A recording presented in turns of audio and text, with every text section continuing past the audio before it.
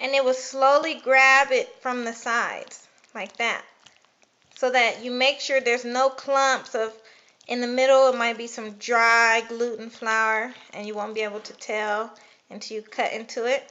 So I just keep stirring it until it starts to get the sides like that. That's my little trick that I do. Okay, so I didn't have to add any more flour or water, but this is what it would look like. You can see the chicken style seasoning color in it.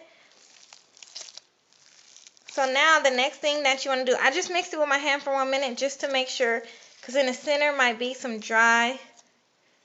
See right here, you can see it's a little bit of dry flour, so I just want to get that a little wet.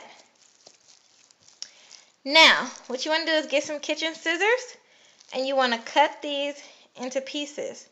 Now, this is usually the size I would cut them in.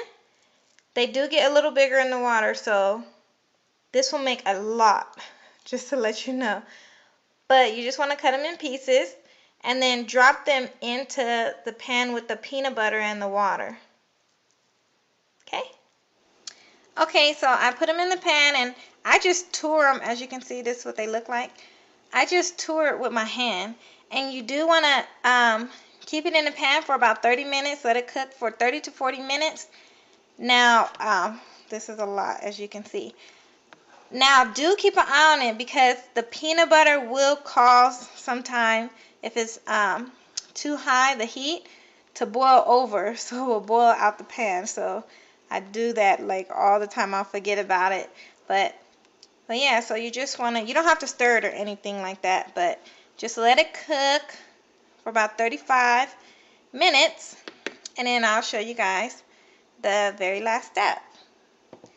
Okay, so now you want to get a bowl while that's boiling and put some flour in it. And as you can see, I do flour my flour. Season.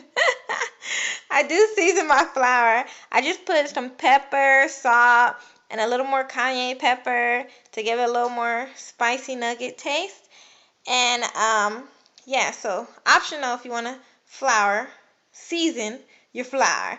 And then you want to prepare, just put some paper towels on a plate so you can put your chicken in. Okay, so as you can see, they grew because they are higher than the water now.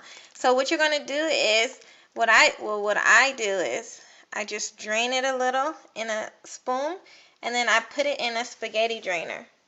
And after I get them all in this spaghetti drainer, whoo, look at that smoke.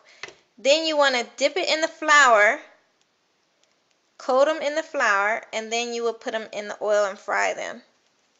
Okay, so as you can see, babe, can you break one open so they can see how juicy it is in the middle, like that one? Oh, you got one already. So as you can see, the middle is really juicy. And here are some other ones I have frying. You like it, babe?